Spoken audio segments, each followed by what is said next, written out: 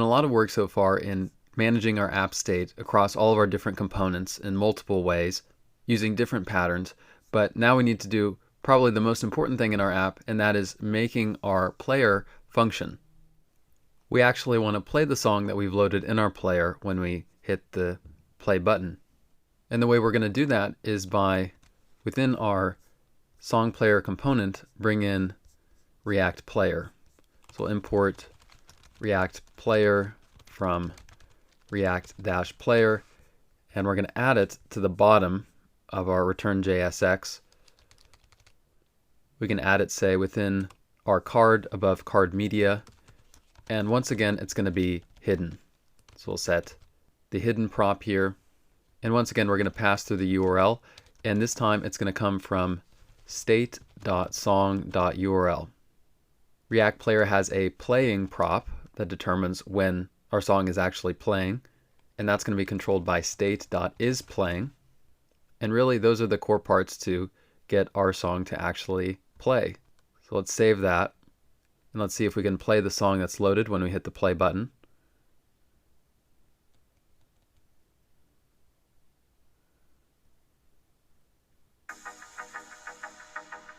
So perfect, it works. Now we just need to, with our slider here, make it possible to adjust it to go to different positions in our song by moving the slider around. And we also want our slider to move by itself to show our user how much of the song we've listened to so far.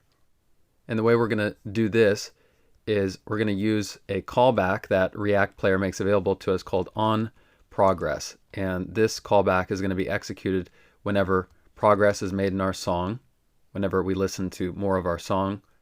So we can write an inline arrow function here, and within the parameters we get an object where we can destructure two values, the first of which is played and played seconds. So played is going to give us a value from 0 to 1. Note that the min and max values of our slider are 0 and 1. It's going to give us 0 if we've just started our song, and then increment up using different decimals all the way up to 1, which means the song is completely played. We're going to use this played value to automatically move our slider along as our song is playing and to show users the progress. So we're going to create some dedicated played state up here at the top of song player.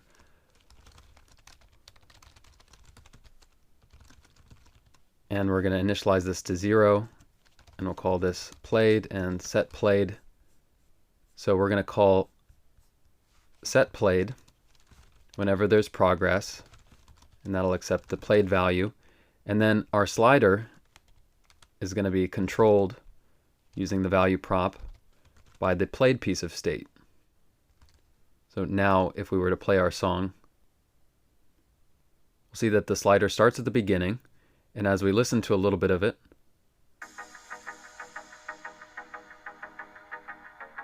we can see it creep forward.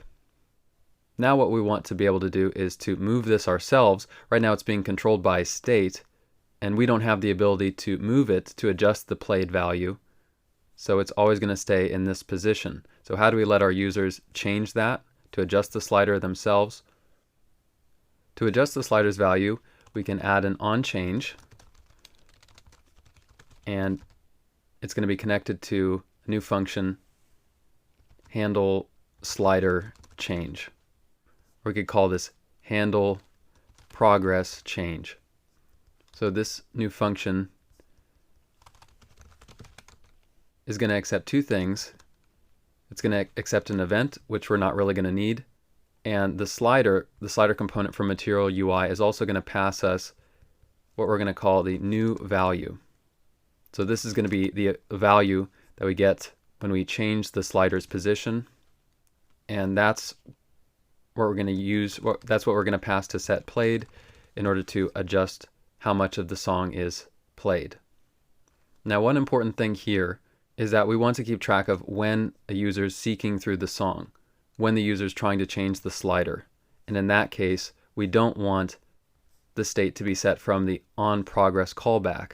So we're going to create a piece of state called seeking to keep track of when the user is seeking through through the song, changing the position of the slider.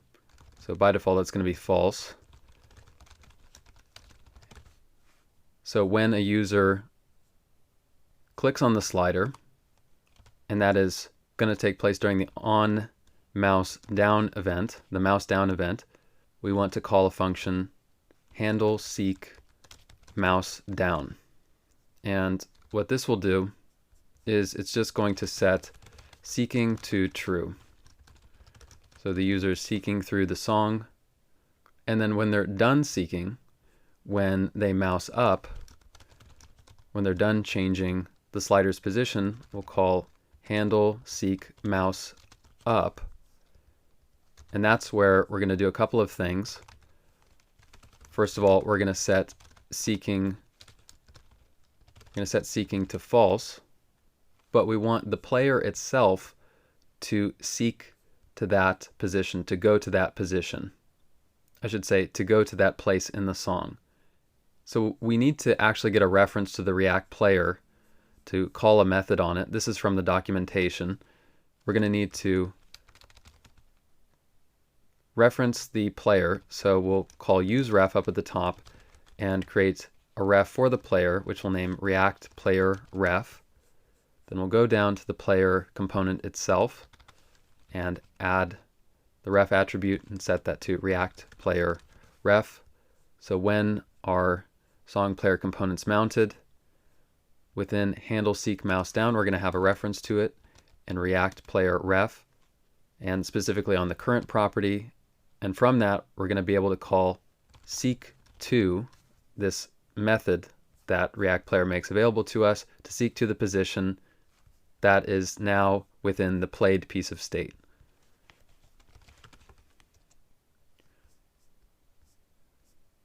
And finally, within our onProgress callback, we only want to set played when we're not seeking, so only if not seeking are we going to call that function. So now let's save our song player and see if this will work. Let's see if we can seek ahead and backwards. We'll try playing our song. We'll start the song, and then we'll try to seek ahead. Oh, and my mistake. I actually mentioned that we would call seek to within handle seek mouse up, but I included it within handle seek mouse down. So with that change, we can start playing our song. Then we can seek ahead to whatever position that we want. And we see, in fact, the song jumps ahead or behind to that point. So yes, we are playing the song, and we can play any position that we want, but the duration of the song, I should say the progress of the song represented in minutes and seconds, isn't being displayed to our user. So that is what the other value, played seconds, the other destructured value that we're getting from onProgress is going to be used for. So let's create a piece of state called played seconds, set played seconds.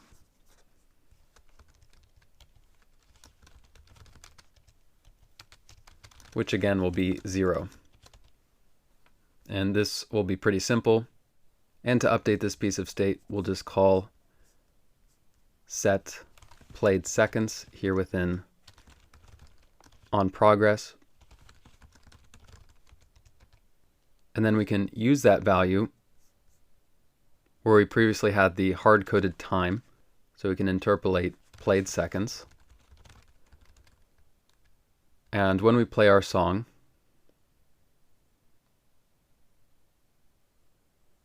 it's going to start at 0, but note that it's not formatted like we want anymore. It's being updated as a decimal. We want to format it so it's in this seconds, minutes, hours format. So how are we going to do that? Well, let's pass that value to a new function, which we'll name format duration, and this is going to accept the seconds, number of seconds that have elapsed, and we're going to use the following line of code to convert the seconds to a string that includes the amount of time that's been played for the given song in hours, minutes, and seconds. We're going to use the date constructor and pass seconds to it and multiply this by 1,000. Then we're going to chain on the toIsoString method and then chain on the substring method, where we'll start at the 11th position of the string and end at the 8th position. And then to use it, we can simply pass played seconds to format duration and then interpolate the return value. So now we start at 0, and when we start playing, we see that for each second it counts up. And naturally this will increase to minutes and hours appropriately if the song is, long enough. And now for what I believe is the final step, we want the ability to, after playing the current song that's in our player, we want to jump to the next song, the subsequent song that's in our queue. So after this song that's playing right now is done, we want to go to the next one that we have lined up. So what's going to need to happen first? What logic do we need to implement here to go from this song that we're playing to the next one? Well, what's important is we need to figure out where we are in our queue. Are we playing the first song in our queue? Are we playing the second, third, last one? So we need to add, up at the top of Song Player, we need to add a use effect. And whenever a song changes, and we can listen for that with state.song.id, whenever the song that's in our player, whenever that changes, we want to get its position. And what I mean by that is we want to get its position in the queue. Is it not in the queue? If it is in the queue, what position? And the way we can do that is by taking data.queue. We can take the entire queue and use the findIndex array method. So we're going to iterate over the entire queue, all of its elements. So we can grab each song, and we want to see if that song's ID, if any of the song's IDs, is equal to the song that we have in our player in state. So where is that playing song in our queue? And we're going to store that value in a variable called songIndex. So looking at what we have right here, this first song is not in our queue. It's neither one of these two elements. So if the current song can't be found according to its ID in the queue, it's going to return a value of -1. For the first song in the queue, it would have an index of 0, and the next one after that 1, etc. And we just want to put this song index in state. So we'll create some state which will initialize to 0, and we'll call this position in queue, and setter set position in queue. So we'll pass song index to set position in queue. And we also need to add data or data.queue as a dependency of use effect here. So this is good. We're finding the position of the song in the queue, whether it's in it or not, and this is going to enable us to figure out what we need to play next. So to automatically play the next song once we reach the end of one of our songs, right when this song's done playing, we want to jump to this next one. So we're going to add another use effect to take care of that functionality.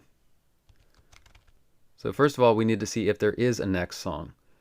So here we can take data.queue and take the current element by providing the position in queue.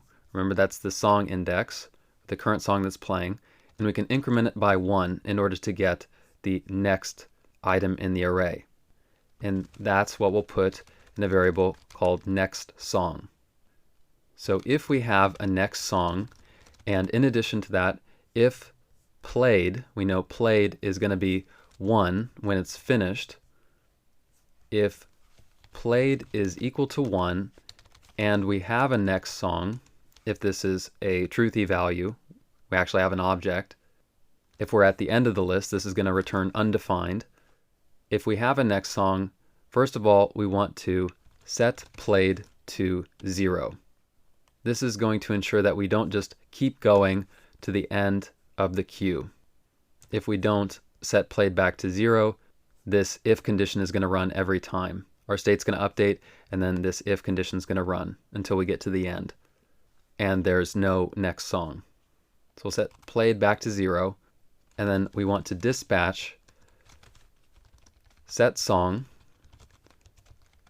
and the song that we want to put in state and therefore in our player is going to be the next song. So we're going to have a payload song set to next song.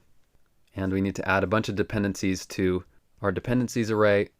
We need to add data.queue or data. We need to add played, dispatch, the dispatch function, and the position in queue state value. Now let's see if this works. We'll go to the end of our current song. Just jump to the end. I'll try to get close to the end here, and I'll start playing, and hopefully this next song starts playing. Unfortunately, it does. So now that we have the logic here to play the next song in the queue, we can easily add functionality to the back and forward buttons we have here, the previous and forward buttons we have. So for the previous button, we can add an on click and call a new function, handle play previous song. So for this, instead of getting the next song and seeing if it exists, we're going to get the previous song. So that means we just have to take the position in queue and subtract by 1 and store the result in a variable called previous song, and say if there's a previous song, if we're not already at the beginning, then we're going to once again dispatch set song, and the payload is going to be previous song. And then we can go ahead and create the function handle play next song. We already know exactly how that's going to work. We'll just get the next song, see if it exists, and then dispatch our set song action with that data. And we'll connect it to the next button we have here. So with our song player component, we now have the ability to go from the first song to the next one all the way to the end manually by using our buttons here. And then once we get to the end of one song,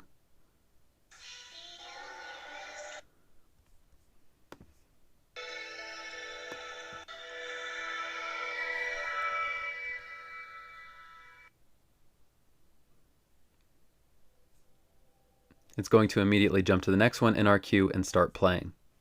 And one thing to note, sometimes I've found to jump to the next song automatically, it might not work to check and see if played is equal to 1. Sometimes it ends up being slightly less than 1 due to how we're incrementing it, incrementing the slider according to what we provided as the step value.